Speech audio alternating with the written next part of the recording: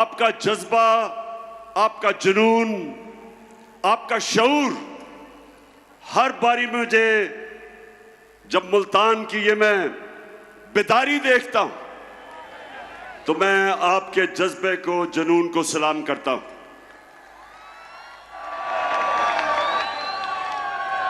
अब मुल्तान, आज मैंने आपसे कई बातें करनी हैं, लेकिन सबसे पहले जो मैं देखता हूं जिस तादाद में आज मुल्तान में हमारी ख्वातीन आई हुई हैं, मैं खास तौर पे आज आपको सलाम भी करता हूं और आप सबके लिए मैं पैगाम, अपनी ख्वातीन के लिए मैं पैगाम जो देना चाहता हूं वो ये कि देखें, अपने बच्चों आपने खास तौर पे एक चीज समझानी है। नौजवानों, ये आपके लिए भी है। हमने अपने बच्चों को समझाना है कि कोई मुल्क अजमत पे नहीं जा सकता, तरक्की नहीं कर सकता, उस मुल्क की दुनिया में इज्जत नहीं हो सकती जब तक वो मुल्क अपना मुकाम नहीं समझता, जब तक वो मुल्क एक चीज अपने ज़हन में नहीं डालता कि अल्लाह ने हमें पर दिए, अल्लाह ने हमें पर दिए, हम अशरफुल मखलूकात हैं, सबसे अजीम अल्लाह की मखलूक। कोई जरूरत नहीं है कि हम जमीन के ऊपर चूंटियों की तरह रींगे। जो मैं आपको पैगाम देना चाहता हूं वो ये कि हम सब में अल्लाह ने सलाहियत दी है, हम सब में अल्लाह ने वो ताकत दी है कि हम बड़े बड़े काम कर सकते हैं, हम अपने मुल्क को उठा सकते हैं, हम इसको वो मुल्क बना सकते हैं जो इलामा इकबाल की ख्वाब थी, एक मिसाली इस्लामी रियासत जो दुनिया के अंदर मिसाल बने कि असल में इस्लाम क्या है। तो मैं अब अपनी बहनों, आप सबको और अपने नौजवानों, खास तौर पे आपको, मैं जो आपको पैगाम देना चाहता हूं वो ये कि अल्लाह आपको एक बड़ा इंसान बनाता है। हम अपनी कमजोरियों की वजह से एक छोटा सा इंसान बन जाते हैं। मैं जब क्रिकेट खेलता था, मेरे से बहुत ज्यादा सलाहियत रखने वाले खिलाड़ी थे, मेरे से ज्यादा टैलेंटेड थे, लेकिन उनकी ख्वाब बड़ी नहीं थी, सोचते नहीं थे बड़ा। जब थोड़ा सा कामयाबी होती थी मुतमईन हो जाते थे या पैसे के पीछे लग जाते थे। ये मेरे पाकिस्तानियों एक चीज रखना, ये मेरे कभी लफ्ज ना भूलना, पैसे को इस्तेमाल करना सीखो, पैसे से कभी इस्तेमाल ना होना।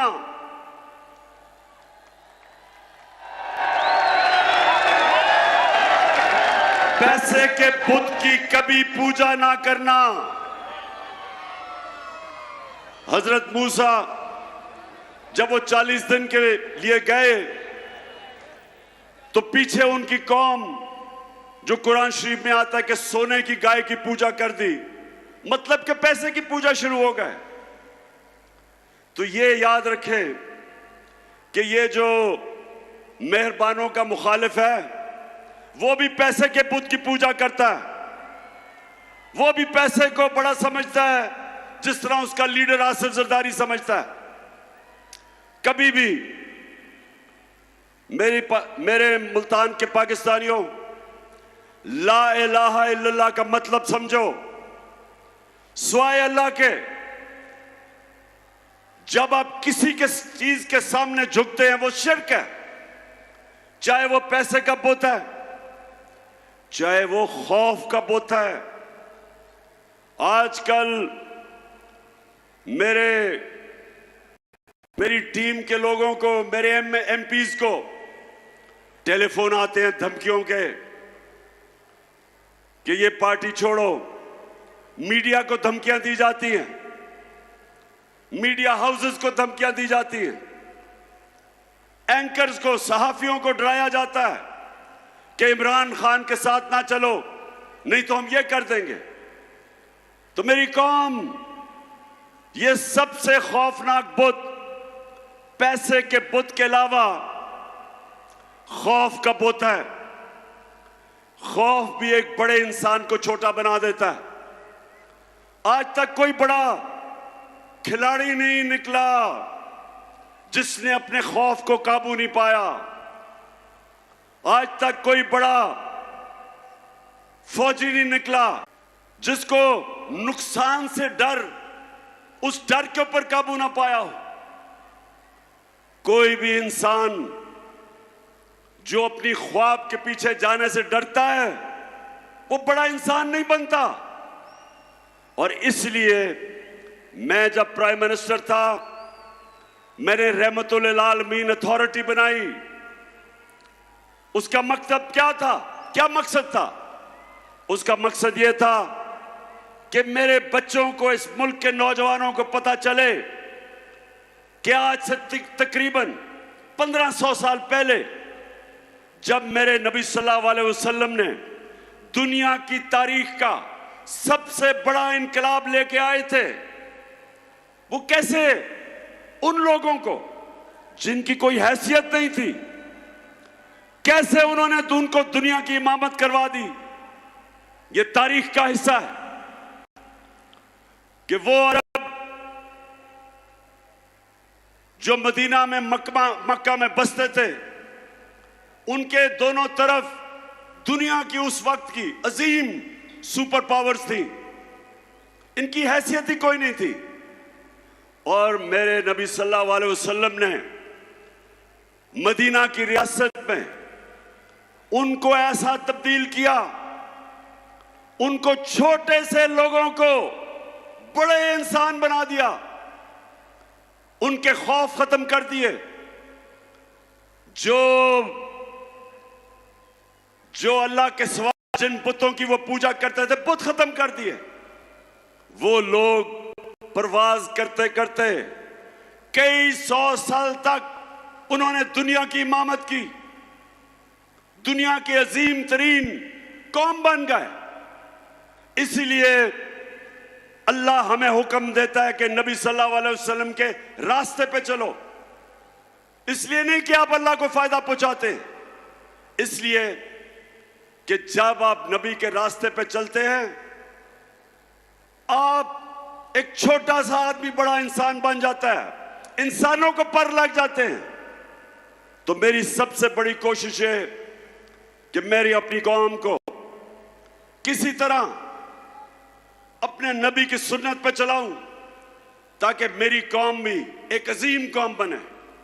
और वो बननी थी जो इलामा इकबाल की ख्वाब थी, और जो मेरे लीडर कायदे आजम ने जिसकी जदोजहद की थी, वो एक अजीम कौम थी।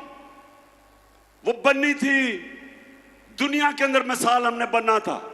उस रास्ते पे हमें वापस जाना है, और उसके लिए मुल्तान हमें हकीकी आजादी की जदोजहद करनी है। हमने अपने मुल्क को आजाद करना है। ये जो बैरूनी मुल्क साजिश के तहत चोरों को ऊपर बैठाया, जो बैरूनी मुल्क के गुलाम हैं, जिनके पैसे मुल्क से बाहर पड़े, ये जरदारी और नवाज शरीफ 30 साल से मुल्क का पैसा चोरी करके बाहर ले गए। ये वो लोग हैं जिनके जरिए हमें रिमोट कंट्रोल किया जाता है।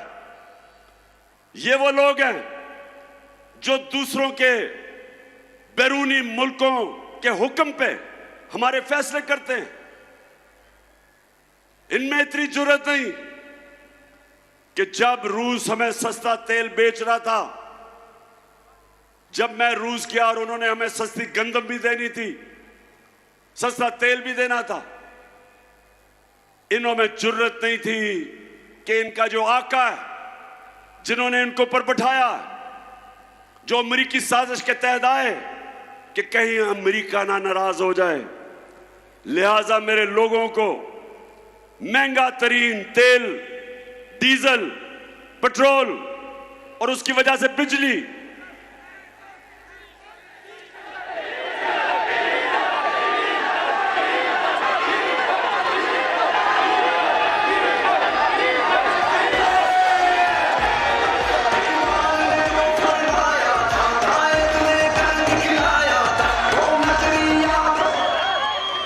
तो मुल्तान हमारी कोशिश है कि हम अपने मुल्क को आजाद करें। सबसे पहले मुल्क के फैसले पाकिस्तान में हो। हम अपने मुल्क को अपने पैर पे खड़ा करें। हमें कभी किसी और मुल्क के सामने हाथ ना फैलाने पड़े कि जब एक कौम किसी और मुल्क के सामने हाथ फैलाती है उसकी इज्जत नहीं होती। हरे पासपोर्ट की इज्जत नहीं होगी जब तक हम अपने पैर पे ना खड़ा हो। और मैंने एक पूरा प्रोग्राम बनाया है, क्योंकि जिधर इन्होंने मुल्क पहुंचा दिया, जिस तरह के पाकिस्तान को इन्होंने 2 महीने में जो कर्जे लिए हैं, जिस तरह कर्जों की दलदल में भी गिर रहे हैं, हमारी माइशत भी नीचे जा रही है, हमारी इंडस्ट्री भी नीचे जा रही है। हमारे किसानों के लिए जो भी शाह महमूद कुरैशी ने बताया कि कितने बुरे हालात हमारे आज किसानों के हैं। ट्यूबवेल में डीजल, उसकी कीमत ऊपर, बिजली वो दुगनी से भी ज्यादा। तो जो किसान के पास पैसे, उसके खर्चे इतने चले गए हैं कि वो अपनी जमीन के ऊपर पैसा नहीं लगा सकता। इंडस्ट्री जब बंद हो गई, बेरोजगारी बढ़ रही है। जो हमने दुनिया को एक्सपोर्ट्स करके अपनी दौलत में इजाफा कर रहे थे, याद रखें हमारे 3.5 साल में पाकिस्तान की सबसे ज्यादा रिकॉर्ड एक्सपोर्ट्स हमारे जमाने में थी। सबसे ज्यादा बैरून मुल्क ने पैसा पाकिस्तान में हमारे जमाने में भेजा। सबसे ज्यादा टैक्स इकट्ठा किया हमने किया। हमारे जमाने में 4 जो बड़ी बड़ी फसलें थी, तारीखी उनकी पैदावार थी। किसान के पास तारीखी पैसा गया। किसान के पास जो उसकी आमदनी थी, कभी किसान को इतना पैसा नहीं मिला जो हमारे आखिरी 2 साल में मिला। और उसके अलावा हम हेल्थ कार्ड लेके आए कि इसके IMF के प्रोग्राम में होते हुए हमने अपने फैसला किया कि हर खानदान को 10 लाख रुपए की हेल्थ इंश्योरेंस किसी भी अस्पताल में जाके अपना इलाज करवा सकते थे। और ये एहसास प्रोग्राम, हेल्थ कार्ड, फिर कामयाब पाकिस्तान में सूद के बगैर कर्जे, निचले तबकों को हमने पूरा प्रोग्राम था कि घर बनाने के लिए सूद के बगैर कर्जे। और ये तब जबकि हम भी IMF के प्रोग्राम में थे। तो मैं आज ये कहना चाहता हूं कि वो जो मुल्क ऊपर जा रहा था, एक साजिश के तहत उन्होंने हमारी गवर्नमेंट गिराई। और जब से ये हुकूमत आई है, कीमतें आसमानों पे, माइशत जमीन पे। और मैं आज आपके पास इसलिए आया हूं कि एक तो हमने इनसे अपने आप को आजाद करना है। अब सबने मेरे से वादा करना है कि इन इलेक्शनों के अंदर आपने सबने इसको अपना इलेक्शन समझना है। अपने बच्चों के, अपने आने वाली नस्लों के लिए आपने इन सबको शिकस्त देनी है। मुल्तान, आप तैयार हो? बताएं मुझे। तबाह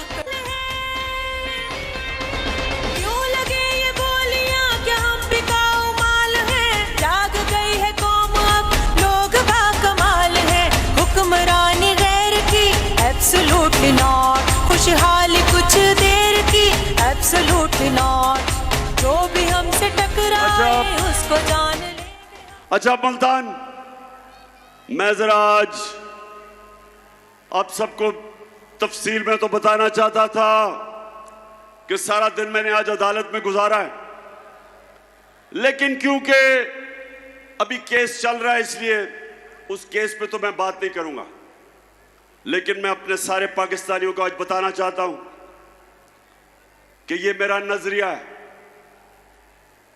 ये मेरा ईमान है कि जब तक इस मुल्क में कानून की बालादस्ती यानी कि इंसाफ नहीं होगा, ये मुल्क तरक्की नहीं कर सकता।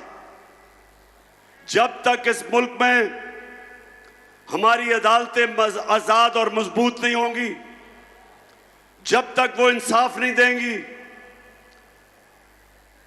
पाकिस्तान छोड़े कोई मुल्क तरक्की नहीं कर सकता।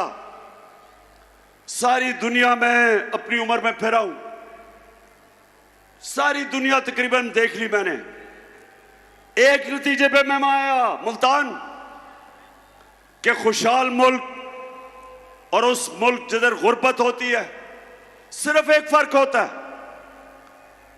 खुशहाल मुल्कों के अंदर इंसाफ होता है और गरीब मुल्कों के अंदर जुल्म का निजाम होता है, जिसके मुतालिक हजरत अली रजी अल्लाह ताला ने कहा था कि कुफर का निजाम चल जाएगा, जुल्म का निजाम नहीं चल सकता, नाइंसाफी का निजाम नहीं चल सकता।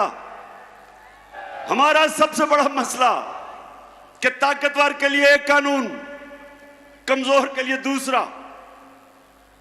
मैंने 26 साल पहले से अपनी कौम को उनकी तरबियत करने की कोशिश की इंसाफ के अंदर, क्योंकि मैंने बरतानिया में जो निजाम देखा उसकी सबसे बड़ी कामयाबी की वजह यह कि वहां इंसाफ कोई कानून के ऊपर नहीं, ताकतवर के लिए भी वो कानून, कमजोर के लिए भी वो। हमारा मुल्क का अलमिया क्या है? मुझे अभी भी मशवरे दिए जाते हैं कि इमरान खान तुम ऑपोजिशन को साथ मिला के चलो। जब मैं हुकूमत में था, अब कहते हैं कि हुकूमत असेंबली में चले जाओ, इनके साथ इकट्ठे बैठ के मामले तय करो। पाकिस्तानियों मेरी एक बात सुन ले आप, मेरे नबी सल्लल्लाहु अलैहि वसल्लम ने जब फतह मक्का की तो उन्होंने सब काफिरों को माफ कर दिया, सबको माफ कर दिया। लेकिन जब उनके पास एक दरखास्त आई, उन्होंने कहा, उनके पास आई कि जी कुरैश की लड़की ने चोरी की है, कुरैश की लड़की है, उनको सिफारिश आई कि उसको माफ कर दो। आगे से उन्होंने जवाब दिया, जो सबसे रहमदिल इंसान, रहमतुल आलमीन, दुनिया के लिए रहमत बन के आए थे, उन्होंने कहा मुल्तान कि मेरी अगर बेटी भी चोरी करे उसको भी मैं नहीं छोड़ूंगा, उसको भी सजा मिलेगी। यानी कानून के ऊपर कोई नहीं, मेरी बेटी भी नहीं है। तो यहां जब से मैं 26 साल में पॉलिटिक्स आया हूं, ये दो खानदान जो 30 साल से मुल्क को लूट रहे हैं, 30 साल से बारियां ले रहे हैं, हमेशा मुझे यह कहा जाता है कि इमरान खान आप ये क्या सियासत, क्या इनसे मुफाहमत करें, इनसे बैठ के बात करें। मैं आज अपनी कौम को कहता हूं, मैं हर किसी के साथ बात करने के लिए तैयार हूं, हर किसी के साथ। किसी का नजरिया फर्क है, कोई मेरे खिलाफ नजरियाती तौर पे, हर किसी से मैं बात करने के लिए तैयार हूं, लेकिन चोरों से कभी बात करने के लिए नहीं तैयार। जिस वक्त एक माशरा चोरी को बुरा नहीं समझता, वो कौम अपनी कब्र खोद देती है। जब आप ये कहते हैं कि फलाने ने इतनी करप्शन की, और वो जब जाता है नैब की अदालत में तो उसके ऊपर फूल फेंकते हो। जब एक माशरा बुराई को बुरा नहीं समझता, अपनी तबाही का दरवाजा खोल देता है। इसलिए अल्लाह ने कुरान में हुक्म दिया, अमर बिल मारूफ, अच्छाई के साथ खड़े हो, बुराई के खिलाफ खड़े हो। हुक्म दिया कौम को हुक्म दिया है कि अगर तुमने अपनी बेहतरी का सोचना है तो बुराई के खिलाफ जहाद करो। कहीं कुरान में नहीं लिखा कि बदी के साथ मुफाहमत करो। और मैं अपनी ख्वातीन को भी ये कह रहा हूं कि जो मगरिब में मैंने माशरे देखे हैं वो वाकई अमर बिल मारूफ पे चलते हैं। वो माशरे जिनको हम काफिर कहते हैं वो माशरे अमर बिल मारूफ पे चलते हैं, और हम अपने आप को मुसलमान कहते हैं। और हम तमाशा क्या देखते हैं कि छोटे चोर जेलों में और बड़े बड़े डाकू, कोई वजीर आजम बन जाता है, कोई वजीर बन जाता है, कोई असेंबलियों में चला जाता है।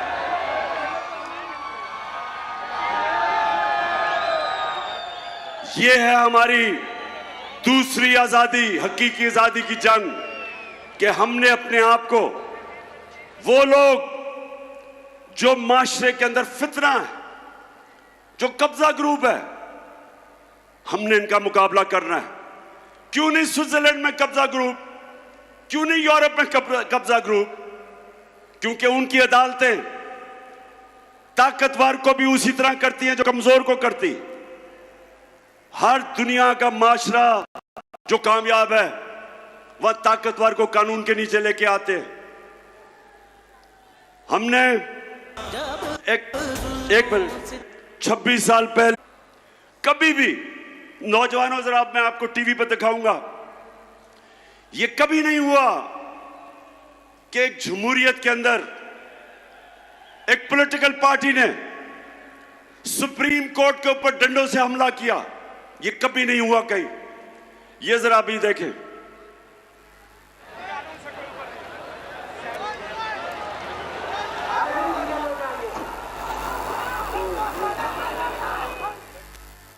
ये सुप्रीम कोर्ट के बाहर खड़े हैं और डंडे लेके 1997 में ये देखें सुप्रीम कोर्ट के अंदर घुस गए। दीवारें टाप के सुप्रीम कोर्ट के अंदर जा रहे हैं। ये मैं आपको ऐसे कमेंट्री दे रहा हूं जैसे क्रिकेट मैच की कमेंट्री हो रही हो। अब ये देखें,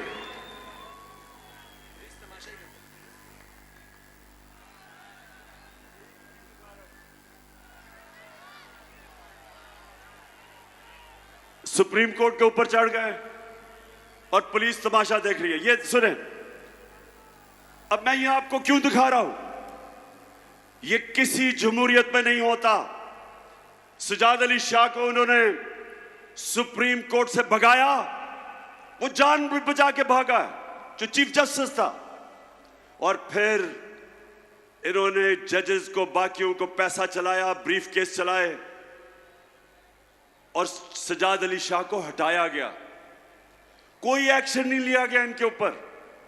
और ये वो लोग हैं जो आज मुल्क पे मुसल्लत है और आज कहते हैं चोरी हमने की है, हमें एनआरओ दो, हम कानून से ऊपर हैं। उधर वो नवाज शरीफ बैठा हुआ लंदन में, वो इंतजार कर रहा है कि पहले मेरे केसेस खत्म करो, फिर मैं दूसरी दफा एनआरओ लेके पाकिस्तान आता हूं। मुझे ये मुल्तान बताओ कि छोटा आदमी तो भैंस चोरी, गाड़ी चोरी, मोटरसाइकिल चोरी, वो तो जेल में। तो जो अरबों रुपए मुल्क के लूट के बाहर जाता है वो कहता है कि मैं कानून के ऊपर हूं। और ये है जंग, इंसाफ की जंग है पाकिस्तान में। हम सब ने मिलके, जब तक हम इंसाफ नहीं, ताकतवर को कानून के नीचे नहीं लेके आते, ये कौम आजाद नहीं होगी। थानों में जुल्म होंगे, ताकतवर झूठे केस करवाएगा कमजोर पे, थानों में जुल्म, जमीनों पे कब्जे, हर जगह कमजोर आदमी पिसेगा। आज जो बैरून मुल्क पाकिस्तानी है, मुल्तान ये सुन लो, मेरे पाकिस्तानी भी सुन रहे होंगे, आज ये याद रखें कि जो दलदल में हमें इन्होंने फंसा दिया है 4 महीने में, इससे अब सिर्फ एक तरह हम निकलेंगे। बैरूनी मुल्क जिनसे हम इमदाद मांगते हैं वो अब नहीं देंगे। वो अगर देंगे भी तो वो हमारी आजादी छीनेंगे। इसलिए एक ही तरीका है, 1 करोड़ पाकिस्तानी बाहर बैठा है, ये हमारा सबसे बड़ा असासा है। और इसको जिस दिन इनमें से 1 करोड़ में से 5 लाख ने भी पाकिस्तान में सरमायाकारी कर दी, अरबों डॉलर मुल्क में आ जाएगा। ये हैं जो लोग हमें आजाद करेंगे बैरूनी मुल्क के कर्जों से।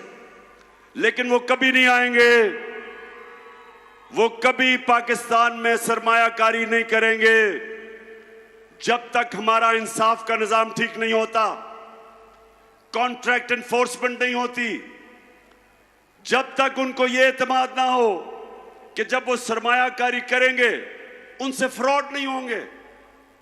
वो इसलिए दुबई चले जाते हैं, वो मलेशिया चले जाते हैं, लेकिन पाकिस्तान में सरमायाकारी नहीं करते। तो जो मेरा इंशाअल्लाह अल्लाह ने आगे बारी दी, तो मैं आज सबसे पहले अपने बैरून मुल्क पाकिस्तानियों के लिए आसानी पैदा करूंगा कि पाकिस्तान में सरमायाकारी करें, और उसके लिए अपना इंसाफ का निजाम इसको बेहतर करेंगे।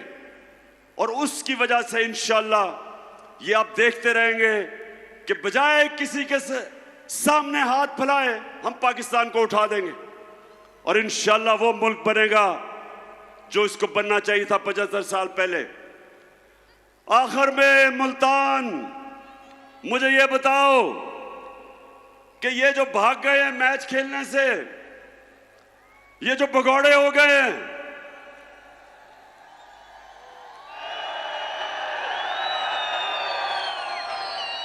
मुझे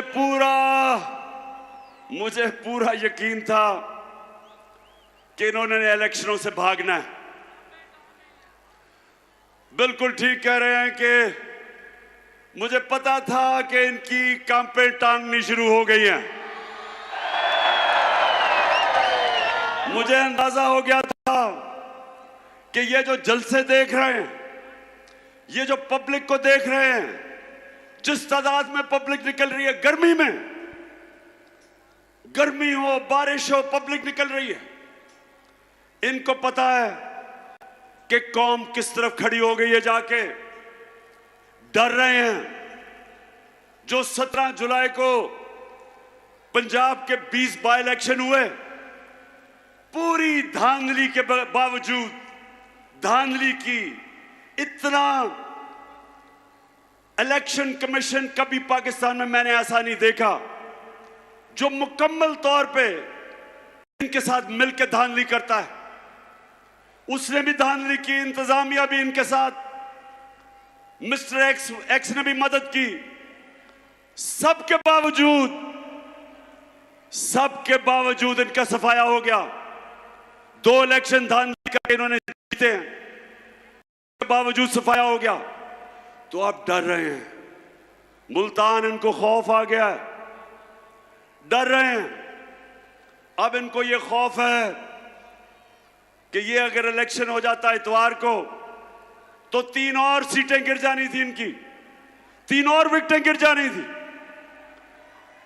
और उसके बाद 25 सितंबर को, आपको पता है मैं 9 हलकों में खड़ा हूं, और मेरा चैलेंज है कि इंशाअल्लाह जब भी वो 9 हलकों में इलेक्शन होगा, 9-0 रिजल्ट आएगा धांधली के बावजूद।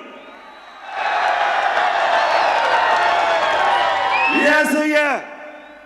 जब आपको पता पुराने जमाने में क्या होता था, जब मैं क्रिकेट खेलता था तो अपने अपने अंपायर होते थे। हम जब हिंदुस्तान मैच खेलने जाते थे, उनके अपने अंपायर होते थे। वो जब पाकिस्तान खेलने आते थे, हमारे अंपायर थे। वो पाकिस्तान में नहीं जीत सकते थे, जिधर हमारी टीम को मुश्किल पड़ती थी अंपायर मदद करने के लिए आ जाते थे। उधर जब जाते थे तो उधर उधर जब हम मैच जीतने लगते थे, उनके अंपायर मदद करने के लिए आ जाते थे। तो वाहिद कप्तान था,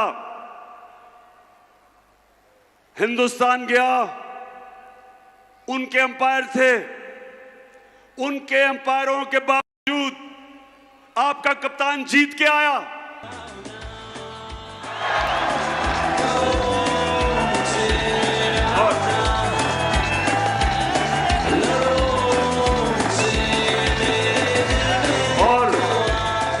और इस बारी मुल्तान, इस बारी पहले हमने 17 जुलाई को जो चीफ इलेक्शन कमिश्नर ने इनके साथ मिलकर बैटिंग की, उसको भी हराया, इनको भी हराया, इंतजामिया भी इनकी थी, उसको भी हराया, और मिस्टर एक्स को भी हराया।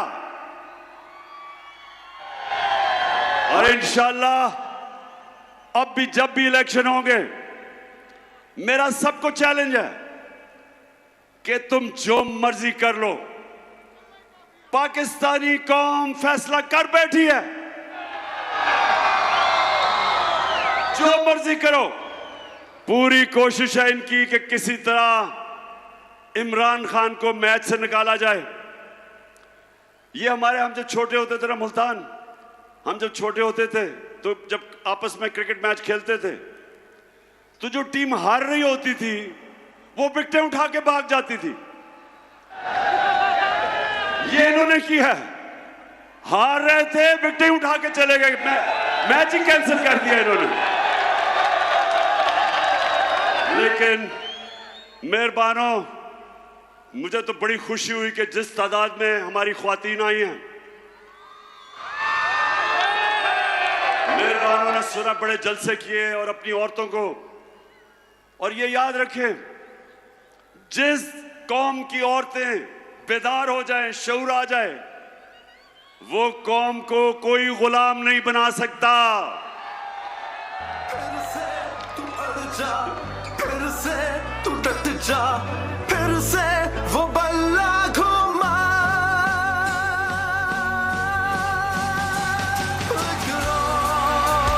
कदम बढ़ा, फिर से वो लम्हा दोहरा। आजकल जब आजकल हालात ऐसे हैं मुल्तान, आजकल हालात ऐसे हैं कि वालिद जनाब या पीपल्स पार्टी या नून लीग के लिए मेहनत कर रहा है, जब घर आता है तो पता चलता है कि बीवी बच्चे सारे तहरीक इंसाफ में आ गए हैं।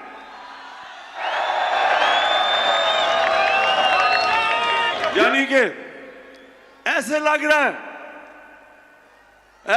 रहा है कि जैसे पुराने जमाने के अंदर जब मेरे नबी सल्लल्लाहु अलैहि वसल्लम ने तबलीग की और लोगों को इस्लाम की तरफ लेके आए और राय हक पे लेके आए, तो एक वक्त ऐसा था कि आदमी कहीं और होता था, घर में औरतें और नौजवान इस्लाम कबूल कर लेते थे। आज माशाअल्लाह कौम ऐसी बेदारी आई है और शऊर आया है कि वो ये दो जमातों को 30 साल से देख रही थी, और आज ऐसी बेदारी है कि जो भी आज कोशिश करें, औरतें, बच्चे, नौजवान, बल्कि बूढ़े भी आप फैसला कर बैठे हैं कि इन दो जमातों के साथ नहीं चलना, जिन्होंने सारी जिंदगी इनको सपोर्ट की थी। बस मैं आज मुल्तान आपका हैट्रिक के जलसा किया मैंने, 3 जलसे 3 महीने में। मैं आज आपका शुक्रिया अदा करता हूं, जिस गर्मी में और जिस सुकून में और जिस शऊर से आपने मेरी बातचीत सुनी, मैं आपका शुक्रिया भी अदा करता हूं। आएंगे मुल्तान, आपने मेरे